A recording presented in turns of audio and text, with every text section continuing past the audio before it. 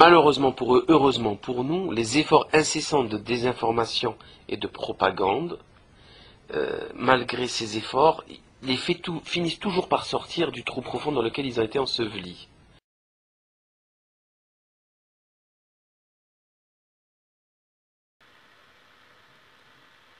Contemporaine de la pyramide du Louvre, la Grande Arche fut aussi construite à la demande du président Mitterrand. Cette fois, Mitterrand a organisé une compétition de dessin nationale. Mais toutefois, à la fin, il a quand même choisi personnellement l'architecte Johann Otto von Sperkelson. Malheureusement, von Sperkelson est mort avant que le projet ne fût achevé. L'emplacement de la Grande Arche a une relation spécifique avec l'Arc de Triomphe, l'obélisque de Luxor et l'Arc de Triomphe du Carrousel. Les 4 monuments sont espacés de façon à créer ce motif multiplicateur qui suggère des octaves musicaux. De plus, les dimensions de l'Arc de Triomphe sont grossièrement le double de celles de l'Arc de Triomphe du Carrousel. Et la Grande Arche fait en gros 2 fois la taille de l'Arc de Triomphe. Dans le grossissement de ces 3 arches, je vois 3 portes vers les étoiles, qui représentent les corps humains, planétaires et stellaires. D'une façon similaire à ce que nous avons représenté avec des cubes à Londres et à Washington DC. La cathédrale de Notre-Dame rentre parfaitement à l'intérieur de la Grande Arche. Je devine que ce n'est pas un hasard. Une mélodie en 3 octaves si vous voulez. Je l'appelle la symphonie des portes des étoiles. Les dimensions de la structure monumentale sont cubiques, avec une longueur d'arête d'environ 110 mètres, ou 360 pieds. Le chercheur Jim Allison a réalisé que 360 pieds sont précisément équivalents à 210 qubits royaux égyptiens. Et je remarque que les fenêtres des bureaux à l'intérieur de l'arche sont justement arrangées par groupe de 210.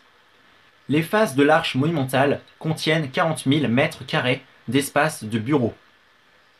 Des pièces à usage multiple dans le sous-sol mesurent 400 mètres carrés chacune. Ces nombres m'ont donné matière à réflexion. 40 000 et 400 sont des nombres très intéressants. Le premier méridien originel passe à travers l'Observatoire de Paris et fait le tour de la Terre.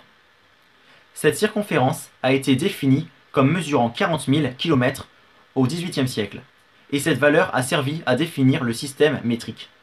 Dieu, Dieu, Dieu. En vérité, je vous le dis, ceci est une signature et c'est la signature divine.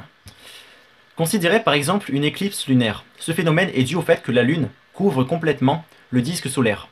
La seule raison pour laquelle ça se produit si précisément, c'est parce que la Lune est 400 fois plus petite que la Terre.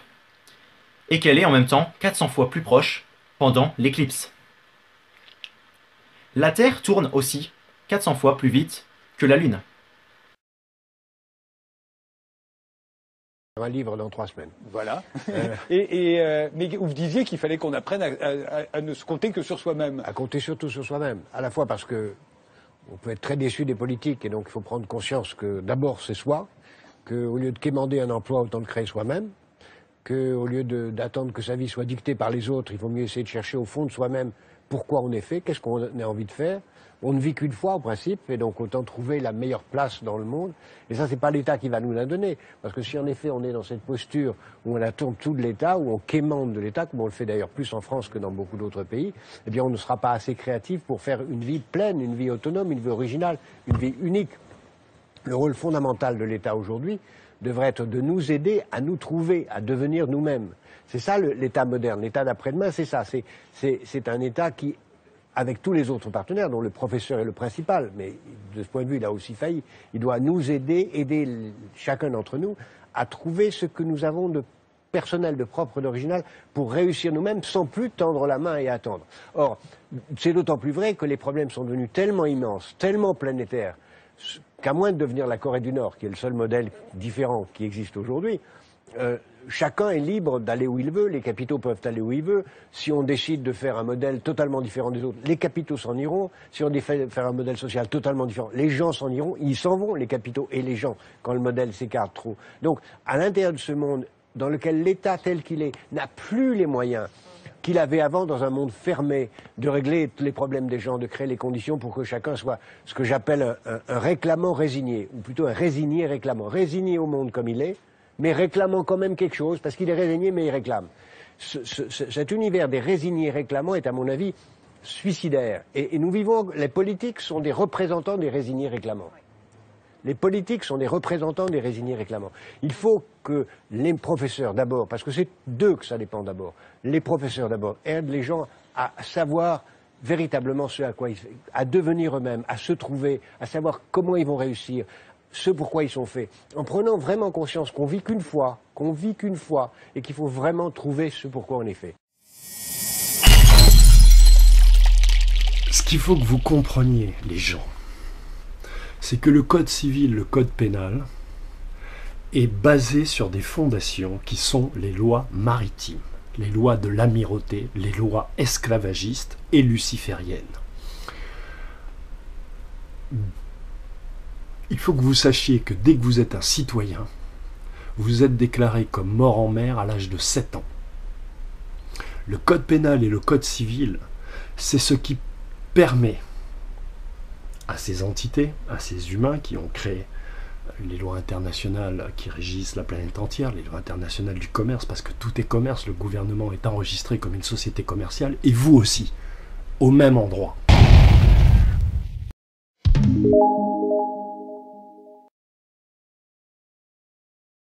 Voilà. Donc la Société République Française, présidence. Donc accrochez-vous parce qu'aujourd'hui c'est quand même assez énorme, puisqu'on a des renseignements juridiques sur cette société. On a donc l'adresse, vous voyez, République Française Présidence. Non, non, vous rêvez pas. Elle est bien enregistrée comme entreprise, avec un numéro de sirène et un numéro de ciré. Donc l'activité aujourd'hui, c'est administration publique générale, et la forme juridique, une administration d'État, autorité constitutionnelle. Et on a la date de la création d'entreprise, le 16 janvier 1947.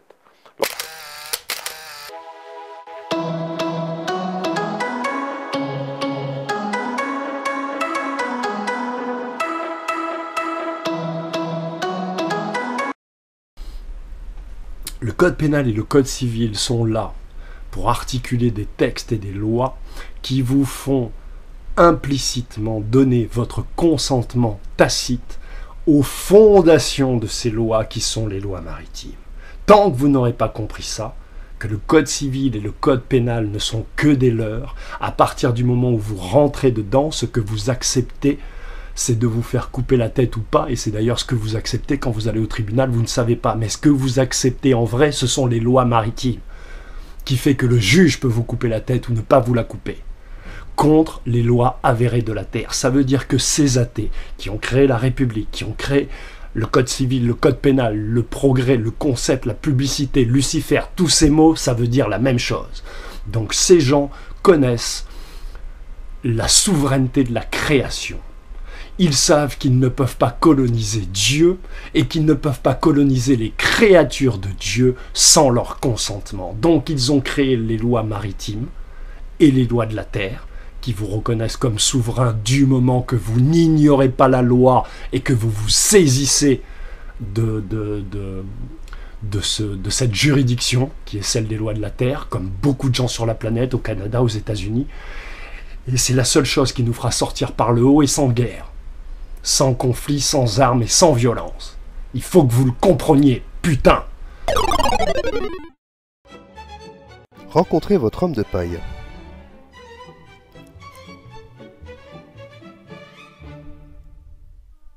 Le gouvernement. Il vous aime et il veut vous protéger et que vous soyez en bonne santé. Il veut même rendre plus facile pour vous le paiement des taxes, des contraventions, etc. Comment? Eh bien, pour comprendre, vous devez rencontrer votre homme de paille. Et il est né le même jour que vous. Il vous ressemble comme 2 gouttes d'eau. Il a le même nom que vous et il vit chez vous. Mais vous ne saviez même pas qu'il existait. Vous avez même déjà payé ses taxes et ses contraventions. Le pire, c'est qu'il est mort le jour de votre naissance. De chaque acte de naissance est créée une personne morale, une personne ou fiction juridique, portant le même nom que vous, afin de vous embrouiller et de vous faire croire que c'est vous. Il y a donc une version humaine de vous et une version papier de vous, communément appelée un homme de paille.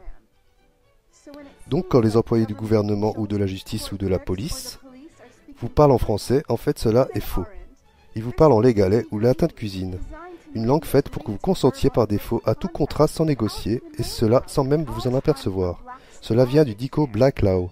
Par exemple, quand la police vous demande « Est-ce que vous comprenez ?» vous dites « Oui ». Mais ce qu'ils vous disent vraiment, est-ce que vous prenez ce contrat d'être sous notre autorité? Et hop, trop tard, on est coupable. Vous venez d'accepter verbalement ce contrat. Oh merci mon gouvernement si intelligent.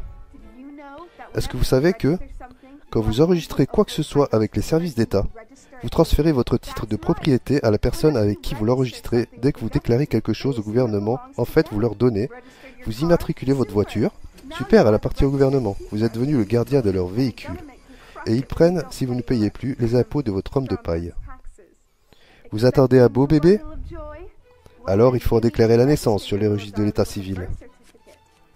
Ils peuvent ainsi reproduire à l'infini ce processus. Un nouvel homme de paille est créé pour votre enfant. Génial, non? Donc, quand Junior grandit, il pourra aussi générer des revenus comme vous. Une fois que vous avez signé l'acte de naissance, votre enfant devient une pupille de la nation. Et si le gouvernement n'aime pas ce que vous faites, il pense que c'est normal de vous enlever votre enfant. Ou bien ils créeront de nouvelles règles pour les choses qu'ils n'aiment pas. Pas assez d'école, vous le frappez, il crie trop fort. Les services sociaux viennent vous le prendre. Quand vous recevez une facture, elle vous est adressée, mais en fait appartient à votre homme de paille. Elle n'est pas pour vous. C'est pour cela que factures, contraventions, sommations sont adressées à monsieur, madame ou mademoiselle. Des fois, vous voyez votre surnom en capital. Comme sur une tombe. C'est parce que votre homme de paille est mort. Pourtant, c'est une simple feuille de papier à la con, qui fut créée bien avant que vous ne puissiez comprendre quoi que ce soit. Quand vous allez en justice, vous représentez votre homme de paille. Donc, vous, l'humain, prenez tous les coûts, charges, taxes et amendes à la place de l'homme de paille. La version humaine de vous n'a pas besoin de les payer. Mais vous avez passé un contrat avec la cour en paraissant plaidant pour l'homme de paille. Et le gouvernement savait que vous le feriez. Vous êtes confus? Ne vous en faites pas. Le gouvernement ne veut pas que vous ne le sachiez de toute manière. Si vous le saviez, alors vous arrêtez de payer les impôts, les contraventions, etc. Parce que quand vous allez au tribunal, vous représentez votre homme de paille. Vous êtes vous, vivant et fait de chair et de sang. Votre homme de paille ou personne juridique est une pièce de papier, créée à partir de l'acte de naissance. Et vous pensez que c'est vous? C'est un peu bêta, non?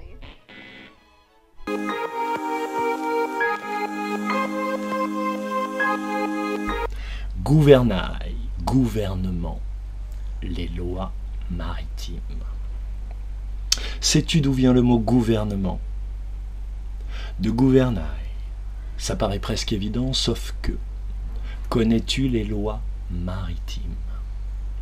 C'est elles qui régissent ta vie, de la naissance à la mort. Par ton certificat de mise en circulation, que les membres du gouvernail appellent pudiquement le certificat de naissance, tu deviens une marchandise taxée puisque taxable dans ce grand navire qu'est la nation. Toutes partout sur la terre sont régies par les lois maritimes. Le tribunal est la représentation physique et incarnée du bateau dont le juge est le capitaine. Ce n'est pas une analogie, négro, c'est ta vie et ta mort dont on parle, de la nature de ce que tu es véritablement ou pas, humain ou marchandise. À toi de choisir, négro. Tu as vu Gravity? Ils t'en parlent vite fait, mais ils y font allusion. Les lois maritimes. Renseigne-toi, néga. Renseigne-toi. Pour que nous durions, il faut que nous partagions cette terre abondante. Quand des espèces d'emplumés, psychopathes, dilettantes, paresseux et médiocres, comme Jacques Attali se permettent de dire que notre ennemi c'est la nature, que nous devons vaincre la nature, ces gens-là sont des petits-enfants. Je comprends pas que ce mec il soit pas empaillé encore. Tu vois? Et qu'il ne serve pas d'épouvantail dans les champs, les derniers champs OGM qui resteraient, qu'on conserverai comme musée pour que les enfants voient ce qu'il ne faut jamais faire.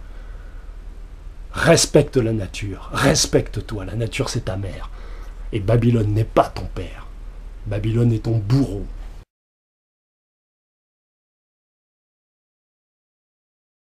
Le but, c'est quoi? C'est qu'ils ont des rappeurs. Les rappeurs, eux, leur boulot, c'est de convertir les gens des quartiers à l'idéologie de l'oseille. Mais ça, les rappeurs, ils sont au courant à la base? Je pense que des mecs comme Booba le savent. Je pense que des mecs comme Caris s'en battent les couilles. Mais c'est pareil.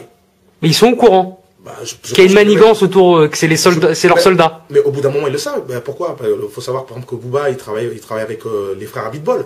C'est pas moi qui l'ai inventé. C'est les frères Abitbol qui sont parce que attention, les mecs, hein, Booba, c'est pas le patron d'Uncut, hein. Le patron d'Uncut, ce sont les frères Abitbol. Laurent et Jérôme Abitbol. Voilà. Donc ça, c'est vérifiable, société.com, gérant. Vous tapez, vous regardez. Allez, c'est ce qui s'explique pourquoi il est un petit peu léger sur l'histoire du sionisme, sur l'histoire d'Israël. Oui, parce que c'était maître. C'est bizarre, un mec comme Booba, qui se permet de parler de tout, des culs, fuck la France, dire tout ce qu'il veut sur tous les sujets, il parle jamais de ce sujet-là. Pourquoi, à votre avis?